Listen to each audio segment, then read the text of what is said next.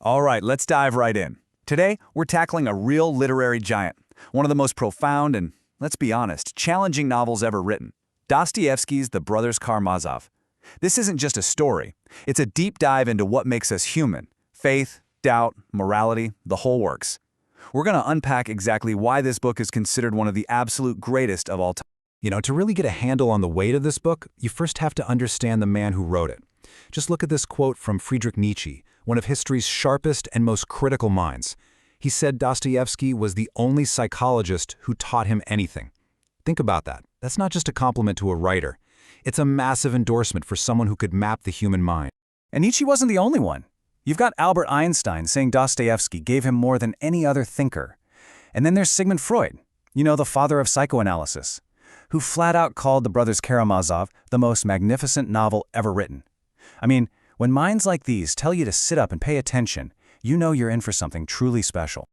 So what is it about this book? Why is it considered his magnum opus, the culmination of his entire life's work? Well, it's because Dostoyevsky poured everything he had into it. All his personal struggles, his battles with faith, his epilepsy, even the devastating death of his own young son, Alyosha. It's all in there. This book ties together every major theme he ever explored: religion, psychology, politics, and that huge nagging question of evil. This right here is basically Dostoyevsky's mission statement. He wasn't just trying to tell a good story. He saw himself as a realist in a higher sense, which meant his goal was to chart the deepest, darkest, most contradictory corners of our souls. His characters aren't just people on a page. They are walking, talking, breathing moral and spiritual crises. And for this huge exploration, he found the perfect stage. One single, incredibly dysfunctional family. Seriously, the Karamazovs aren't just a family, they're a full-on battleground for humanity's biggest ideas. They're a microcosm of the conflicts raging inside all of us. So let's meet the combatants, shall we? Okay, so at the head of this messy family, you've got Fyodor, the father. He's just a mess of grotesque self-indulgence. Then you have his three sons, each one representing a totally different way to live. There's Dmitri, the sensualist, all raw passion and impulse. Then Ivan, the cold, brilliant intellectual who trusts only in logic. And finally, there's Alyosha, the youngest, a gentle soul who stands for faith and compassionate love. Each one is a living, breathing worldview. So what's the spark that ignites this powder keg? A murder mystery. Their father gets killed, and the question of who did it forces every single brother to stop and really confront what they believe. The crime itself is just a vehicle for Dostoyevsky's much bigger questions, like what are we truly responsible for, and what does it really mean to be guilty? This family conflict builds to what is without a doubt the philosophical heart of the entire novel, the chapter called The Grand Inquisitor. It's actually a story within the story, told by Ivan, the intellectual brother.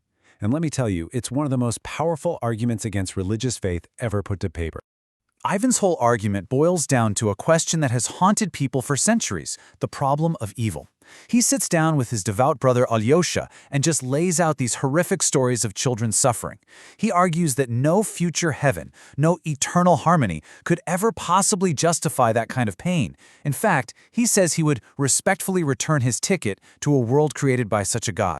In his story, Christ comes back to Earth during the Spanish Inquisition, and he's immediately arrested by the Grand Inquisitor. The Inquisitor basically tells Christ, you failed. You gave humanity this terrible, heavy burden of free will. He says that people don't actually want the freedom to choose. What they really want is to be safe, to be fed, to be comfortable.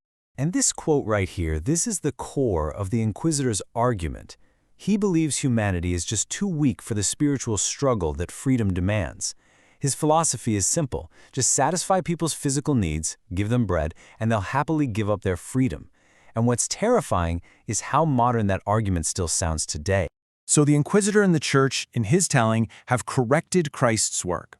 They've taken freedom away, and in its place, they've given people what he says they really crave: miracle, mystery, and authority. They've built a whole system that gives everyone earthly bread and takes away the agony of choice. It's an absolutely chilling vision. So how in the world does Dostoyevsky answer such a powerful challenge? Well, that's the thing. He doesn't just give a simple counter-argument. Instead, he weaves his answer into the very fabric of the story through the actions and beliefs of his characters, especially Alyosha. So let's break down 3 golden truths that the novel leaves us with. Okay, The first truth is a big one, and it's radical. It's this idea that we're all responsible for everyone and everything. It's not just about our own sins. Dostoyevsky is saying that if there is cruelty in the world, it's because we have all failed to love enough. Every single thing we do has a ripple effect, making us all part of the world's pain and its potential for good. The second truth totally redefines hell. Forget fire and brimstone. For Dostoyevsky, hell isn't some place you go, it's a state of being. It's the absolute agony of being trapped inside your own head, completely cut off, unable to connect with or love another human being. This is the very intellectual prison that tortures Ivan, who can reason his way through anything except his own profound loneliness. And this third truth comes straight from the book's opening lines. It's this idea that for something to truly grow, to bear fruit, the selfish part of us, our ego, has to die. We have to let go of our pride, our sense of being separate, so we can finally connect with others and find a real purpose. This is the humble, self-sacrificing path that Alyosha ultimately chooses. Okay, so a Russian novel that's over 140 years old. Why does it still feel so incredibly urgent? Why do people come back to this book again and again at different points in their lives? What makes it stick? Well, for one, you just can't pin it down. It's a gripping crime novel, it's a heartbreaking family drama, it's a deep theological debate, and it's a tense psychological thriller. It works on all these levels at the same time, and it captures the complete, messy, complicated reality of being human in a way that very few books ever have. But I think its real power comes from its honesty. Dostoyevsky himself said that his own faith came out of a crucible of doubt, and because he struggled so intensely himself, he gives the atheists and the doubters the absolute best, most convincing arguments. This book isn't propaganda for one side, it's a genuine, soul-tearing struggle, played out right there on the page. And yet, for all its darkness, the book doesn't end in despair. Far from it. In the final scene, Alyosha is talking to a group of boys, and he tells them that the best education they could ever have is a single, good, holy memory from their childhood.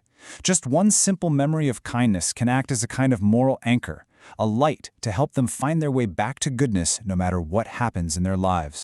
In the end, the Brothers Karamazov leaves us with the Grand Inquisitor's challenge just ringing in our ears. It forces you to ask yourself a really fundamental question. What do you value more? A world of guaranteed, comfortable happiness where you have no real freedom, or a world with the chaotic, painful, but also beautiful burden of free will? The choice, as Dostoyevsky makes clear, is ours.